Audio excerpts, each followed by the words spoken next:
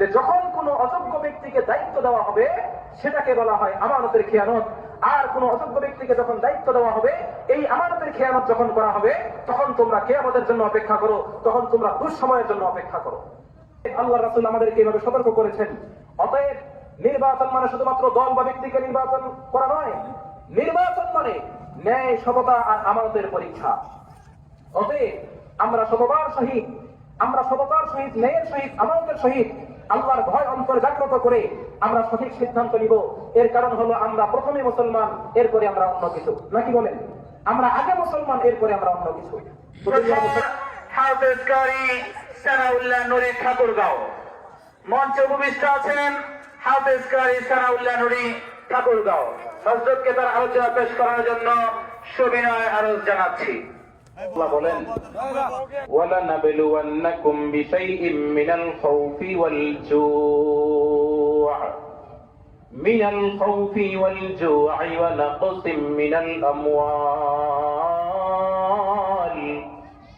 مِّنَ الْأَمْوَالِ وَالْأَنفُسِ وَالثَّمَرَاتِ وَبَشِّرِ الصَّابِرِينَ।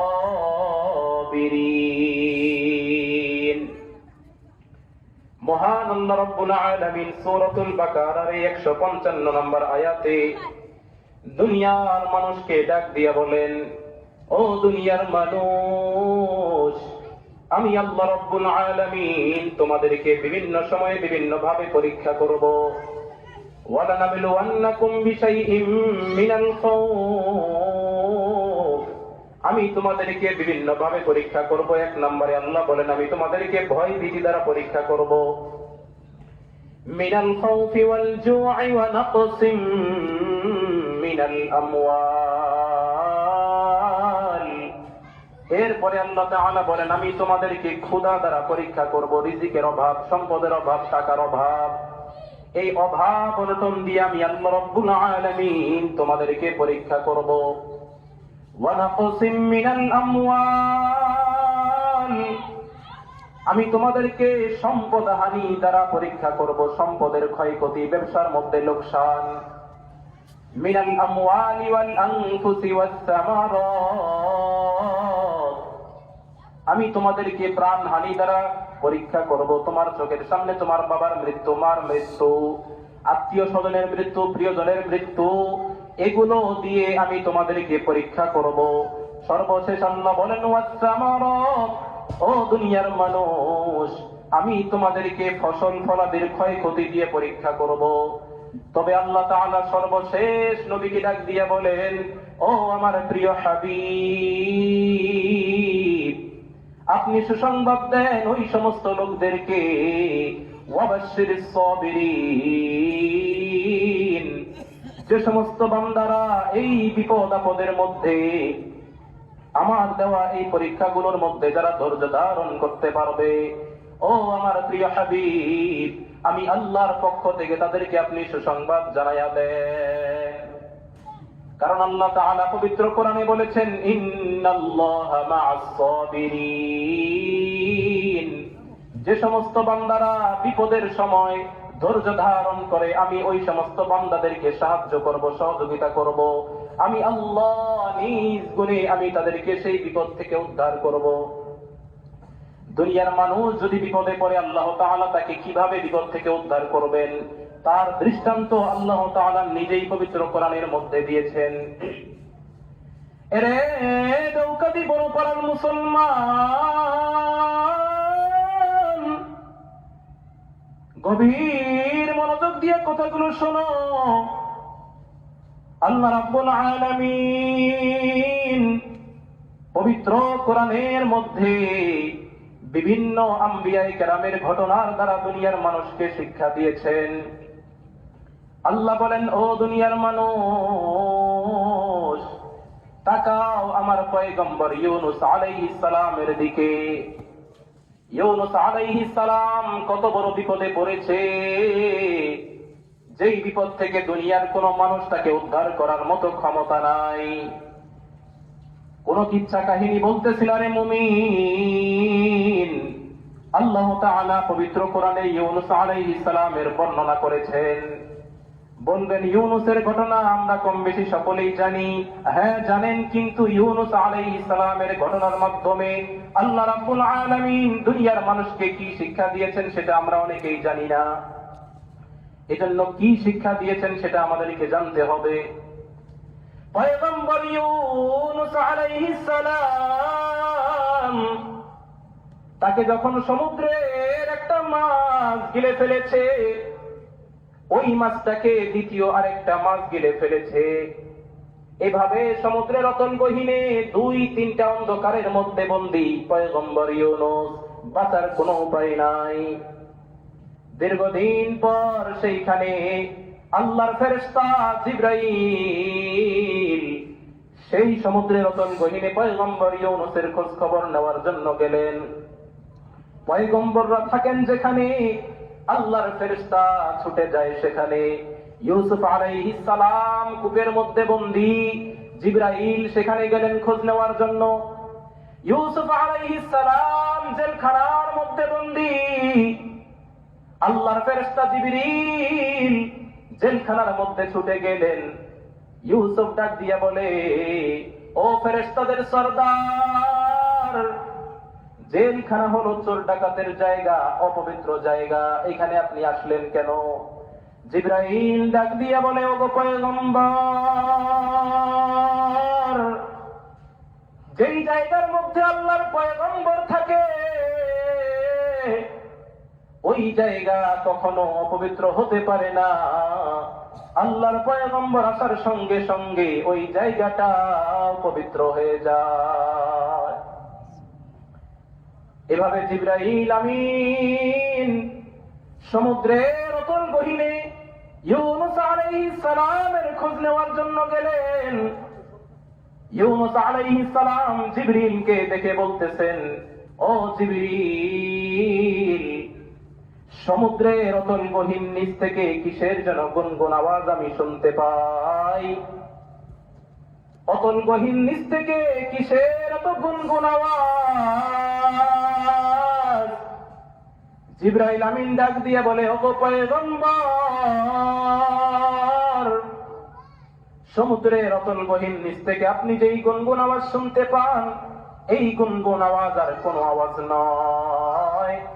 এই গুনগুন আওয়াজ হলো সমুদ্রের অতল গহীন নিচে যতগুলি কীট পতঙ্গ, যতগুলি কঙ্কর আছে, এই কীট পতঙ্গ, এই কঙ্কর গুলি আল্লাহর নামের জিকির করতেছে। এভাবে দুনিয়ার প্রতিটি মাখলুকাত আল্লাহর নামের জিকির করে। ও দুনিয়ার মানুষ, আজকে তুমি আমি বেখবর। আল্লাহর এত নিয়ামত পাওয়ার পরেও নিয়ামতের শুকরিয়া আদায় করি না।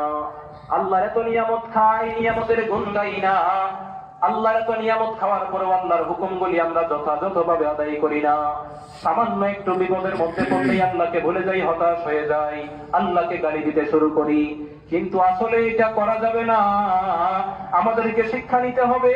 পয়গম্বর আলাইহিস সালাম তারা ছিল দুনিয়াতে আল্লাহ তাআলার সবচেয়ে প্রিয় বান্দা।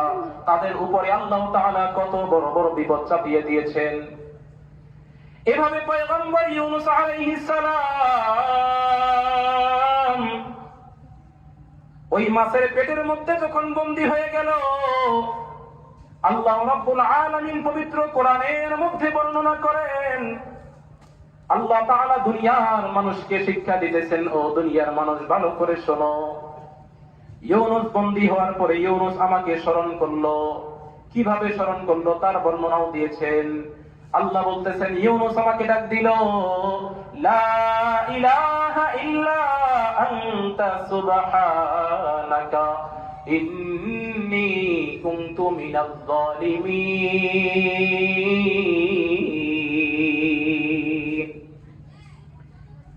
আল্লাহ তাআলা বলতেছেন, পয়গম্বর ইউনুস আমাকে ডাকতেছে আর বলতেছে, গো আল্লাহ, তুমি ছাড়া আমার কোনো মালিক নাই, তুমি তো অদ্বিতীয় খোদা, তুমি ছাড়া কোনো প্রতিপালক নাই। আজকে যদি তুমি আমাকে রক্ষা না করো, আমি আজকে কিভাবে এখান থেকে বেঁচে ফিরবো? আল্লাহ রাব্বুল আলামিন এবার দুনিয়ার মানুষকে শিক্ষা দিতেছেন, ও দুনিয়ার মানুষ, ইউনুস যখন আমার কাছে সাহায্য চাইলো আমি ইউনুসকে সাহায্য করলাম, সে যখন আমাকে ডাক দিল আমি তার ডাকের জবাব দিলাম। আল্লাহ বলতেছেন ফাস্তাজাবনা লাহু, ইউনুস আমাকে ডাক দিল আমি তার ডাকের জবাব দিলাম। শুধু জবাব দিয়েই ক্ষান্ত হই নাই, ওয়া নাজ্জাইনাহু মিনাল গাম্মি, আল্লাহ বলতেছেন আমি তার ডাকেই শুধু জবাব দিয়েই ক্ষান্ত হই নাই, আমি তাকে সেই বিপদ থেকে উদ্ধার করলাম। এইভাবে আল্লাহ তাআলা বলার পরে সর্বশেষ বললেন ওয়া কাযালিকা নুনজিল মুমিনিন, তাকে আমি এই বিপদ থেকে উদ্ধার করলাম।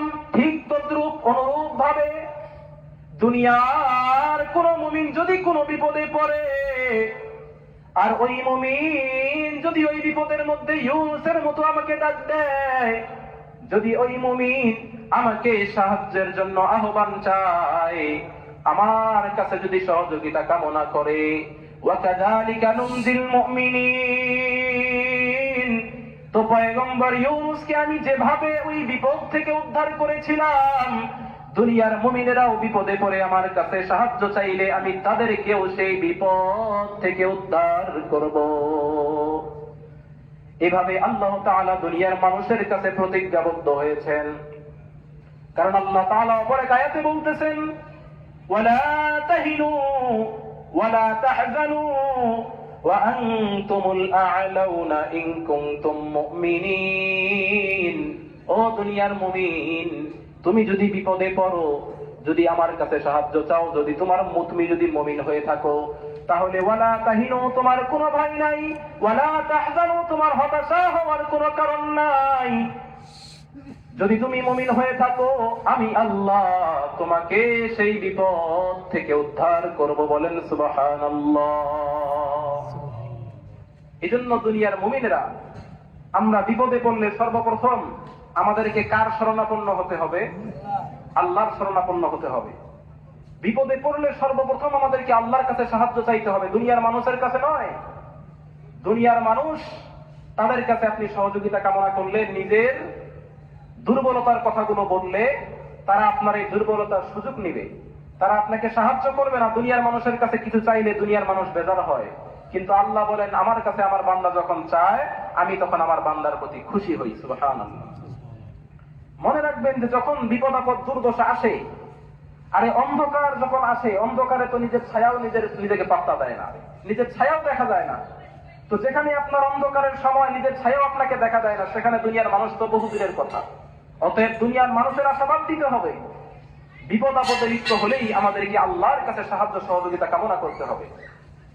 হযরত ওমর রাদিয়াল্লাহু তাআলা আনহুর খেলাফত আমলে এমন একটি ঘটনা পাওয়া যায় যে হযরত ওমর রাদিয়াল্লাহু তাআলা আনহু তার খেলাফত আমলে মদিনার মাটিতে কঠিন দুর্যোগ দেখা দিল, কঠিন দুর্দশা দেখা দিল, অভাব অনটন দেখা দিল। এবার সকলে বসে মিলে পরামর্শ করলেন যে এই দুঃসময়ে আমরা এখন কি করতে পারি। তো অনেকে পরামর্শ দিল যে খলিফাতুল মুসলিমিন, এই মুহূর্তে আমরা যেহেতু আমাদের এই দুর্যোগ, তো আমরা বিভিন্ন দেশে যেতে পারি এবং সেখান থেকে খাদ্য সামগ্রী নিয়ে আসতে পারি। কেউ কেউ পরামর্শ দিলেন আমরা ইয়েমেনে যাব, সেখান থেকে কিছু খাদ্য সামগ্রী নিয়ে আসবো আমাদের এই দুর্যোগ মোকাবেলা করার জন্য। আবার কেউ পরামর্শ দিলেন যে আমরা মিশরে যাব, মিশরে গিয়ে সেখান থেকে আমরা খাদ্য সামগ্রী নিয়ে আসবো।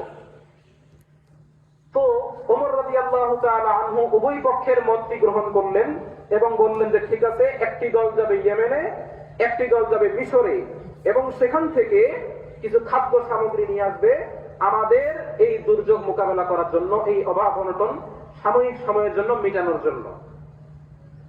এভাবে ফয়সালা হয়ে গেল, সবাই যার যার ঘরে চলে গেল, পরের দিন সকলে রওনা হবেন।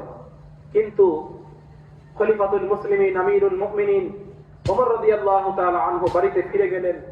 বাড়িতে ফিরে গিয়ে তার চোখে নিদ্রা নাই, তিনি শুধু ভয় পাচ্ছেন যে এই ফয়সালাটা করলাম, এটা কি ঠিক হলো নাকি বেঠিক হয়েছে। এভাবে যখন চিন্তিত, আমিরুল মুমিনিন খলিফাতুল মুসলিমিন হযরতে ওমর রাদিয়াল্লাহু তাআলা আনহু রাতের বেলায় চোখের মধ্যে কোনো ঘুম নাই, এভাবে চিন্তা করতেছেন যে আজকে আমাদের দেশের এই দুর্যোগ, এই দুর্যোগকালে আমরা বাইরের দেশে যাব কিছু খাদ্য সামগ্রী আনার জন্য, এটা কতটুকু যুক্তিসঙ্গত কাজ হবে? এভাবে চিন্তা করতে করতে ওমরের চোখে ঘুম নাই। সুবহে সাদিকের আগ মুহূর্তে তিনার কিছুটা তন্দ্রাচ্ছন্ন হয়ে পড়লেন, কিছুটা ঘুম ঘুম ভাব হযরতে ওমর রাদিয়াল্লাহু তাআলা আনহুর চোখে।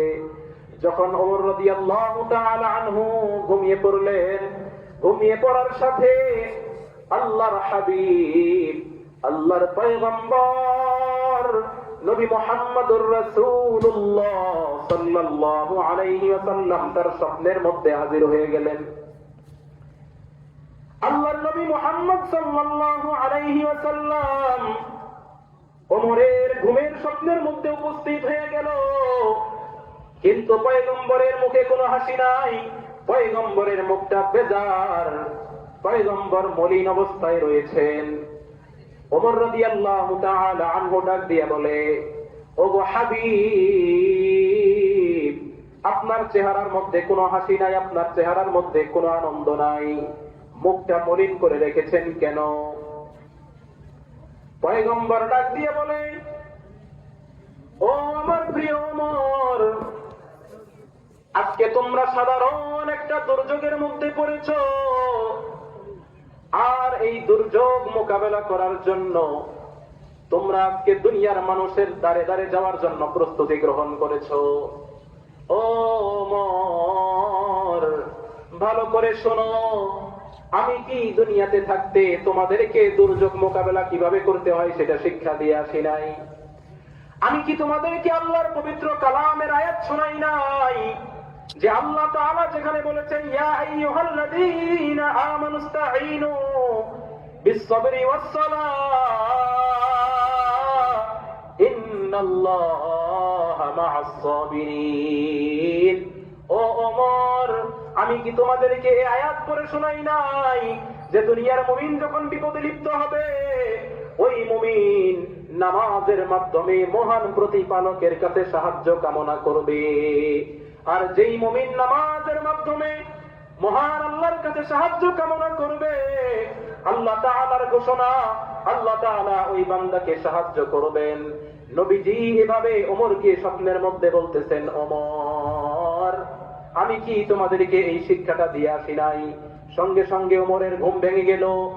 পরদিন সুবহে সাদিকের সময় ফজরের নামাজ আদায় করার পরে ওমর রাদিয়াল্লাহু তাআলা আনহু বাকি সাহাবায়ে কেরামদের দিকে ফিরে সকলকে ডেকে বললেন, ও সাহাবায়ে কেরাম, আজকে রাত্রিবেলা আমাদের প্রিয় হাবিব, আমাদের নবী মুহাম্মদুর রাসূলুল্লাহ, সকলে বলেন সাল্লাল্লাহু আলাইহি ওয়াসাল্লাম, আমাদের প্রিয় নবী সাল্লাল্লাহু আলাইহি ওয়াসাল্লাম আমাকে স্বপ্নের মধ্যে দেখালেন, ও ওমর, আমি কি তোমাদেরকে বিপদ আপদ কিভাবে মোকাবেলা করবা সেটা শিক্ষা দিয়ে আসি নাই? অতএব যেই সিদ্ধান্ত গ্রহণ করা হয়েছিল, এক দল যাবে ইয়েমেনে আর এক দল যাবে মিশরে কিছু খাদ্য সামগ্রী আনার জন্য, সেই সিদ্ধান্তকে স্থগিত করা হলো, নিষিদ্ধ ঘোষণা করা হলো। এখন আমরা আর কোন দেশে কোন মানুষের দ্বারে দ্বারে ছুটবো না, আমরা কারো নিকট সাহায্যের জন্য হাত বাড়াবো না। ও আমার সাহাবায়ে কেরাম, আমরা আজকে সকলে মিলে আল্লাহর দরবারে নামাজ পড়ে আল্লাহর কাছে রোনাজারি করে আল্লাহর কাছে দুইটা হাত তুলে আমরা সাহায্য কামনা করব। কিতাবের মধ্যে বর্ণনা করা হয়, এভাবে তারা যখন সাহায্য কামনা করলো, কিছুদিনের মধ্যেই তাদের সেই বিপদ, তাদের সেই দুর্দশা আর দুর্যোগ কিছুদিনের মধ্যেই দূরীভূত হয়ে গেলেন। সুবহানাল্লাহ। এজন্য দুনিয়ার মুমিন, আমরা কোনো বিপদে পড়লে আমাদের উচিত মহান মালিকের শরণাপন্ন হওয়া। মালিক আমাদেরকে সাহায্য করবেন, সহযোগিতা করবেন। অথচ আজকে আমরা আল্লাহর এত নিয়ামত পাওয়ার পরেও, এত নিয়ামত ভোগ করার পরেও আমরা আল্লাহর কথা ভাবি না, দুনিয়ার মানুষের কাছে যাই। দুনিয়ার মানুষ আপনার কি উপকার করতে পারবে? দুনিয়ার মানুষের কাছে একবার চাইবেন, সে মুখ ফিরাইয়া নেবে, মন খারাপ করবে, বিরক্ত বোধ করবে। আল্লাহর কাছে আপনি হাজারবার চাইবেন, আল্লাহ তাআলা খুশি হবেন, আল্লাহ আপনাকে দিবেন। হয়তো একটু অপেক্ষা করাবেন, ধৈর্য ধারণ করতে হবে। কারণ আল্লাহ বলেছেন ইন্নাল্লাহা মা'আস সাবিরিন, আমি ধৈর্যশীলদের সঙ্গে থাকবো। তো প্রিয় মুসলমান, এজন্য আমাদেরকে আল্লাহর দিকে ধাবিত হতে হবে। তো আজ আমরা তো এমন একটা সময়ের মধ্যে বসবাস করছি, সামনে আমাদের পবিত্র নির্বাচন, বাংলাদেশের জাতীয় সংসদ নির্বাচন। তো এখানে কোনো রাজনৈতিক দেশীয় কোনো আলাপ নয়, কোরআন এবং হাদিস আমাদেরকে কি শিক্ষা দেন, কি দিক নির্দেশনা দেন, সেটাই আমরা জানবো সংক্ষেপে। যে আল্লাহ তাআলা কি বলছেন পবিত্র কোরআনে। পবিত্র কোরআনের এক আয়াতের মধ্যে আল্লাহ তাআলা বলেন, ইন্নাল্লাহা ইয়া'মুরুকুম আন তুআদ্দুল আমানাতি ইলা আহলিহা ওয়া ইযা হাকামতুম বাইনান নাসি আন তাহকুমু বিল আদল। যে হে দুনিয়ার মুমিনগণ, তোমাদের কাছে আমানত যে তোমরা দায়িত্বশীলদেরকে নির্বাচিত করবে এবং তোমরা যখন বিচার সালিশ করবে তখন তোমরা সততার সঙ্গে বিচার সালিশ করবে। অপরদিকে নবীজি সাল্লাল্লাহু আলাইহি ওয়াসাল্লাম দুনিয়ার মানুষকে সতর্ক করেছেন যে হে দুনিয়ার মানুষ, যখন তোমরা যদি আমানতের খেয়ানত করো তাহলে তোমরা মনে রাখবে যে আমানতের খেয়ানত যদি দুনিয়ার কোনো মানুষ করে তাহলে তোমরা কিয়ামতের জন্য অপেক্ষা করো, তোমরা দুঃসময়ের জন্য অপেক্ষা করো। এই যে দুর্যোগগুলি আসে কেন? নবীজি বলেন যখন তোমরা আমানতের খেয়ানত করবে তখন তোমাদেরকে দুর্যোগের মধ্যে ফেলে দেওয়া হবে, বিপদ আপদের মধ্যে লিপ্ত করা হবে। লোকেরা তাকে জিজ্ঞাসা করলেন, ইয়া রাসূলুল্লাহ, দুর্যোগের সময় কোনটা? আর আমানতের খেয়ানত বলতে আপনি কি বুঝিয়েছেন? আমানতের খেয়ানত কাকে বলা হয়? আল্লাহর নবী সাল্লাল্লাহু আলাইহি ওয়াসাল্লাম তার উম্মতদেরকে শিক্ষা দিলেন যে আমানতের খেয়ানত হলো ওই জিনিসের নাম যে যখন কোনো অযোগ্য ব্যক্তিকে দায়িত্ব দেওয়া হবে সেটাকে বলা হয় আমানতের খেয়ানত। আর কোন অযোগ্য ব্যক্তিকে যখন দায়িত্ব দেওয়া হবে, এই আমানতের খেয়ানত যখন করা হবে তখন তোমরা কিয়ামতের জন্য অপেক্ষা করো, তখন তোমরা দুঃসময়ের জন্য অপেক্ষা করো। অতএব আল্লাহ রাসূল আমাদেরকে এইভাবে সতর্ক করেছেন। অতএব নির্বাচন মানে শুধুমাত্র দল বা ব্যক্তিকে নির্বাচন করা নয়, নির্বাচন মানে ন্যায়, সততা আর আমানতের পরীক্ষা। অতএব আমরা সততার সহিত ন্যায়ের সহিত আমানতের সহিত আল্লাহর ভয় অন্তরে জাগ্রত করে আমরা সঠিক সিদ্ধান্ত নিব। এর কারণ হলো আমরা প্রথমে মুসলমান, এরপরে আমরা অন্য কিছু, নাকি বলেন? আমরা আগে মুসলমান, এরপরে আমরা অন্য কিছু।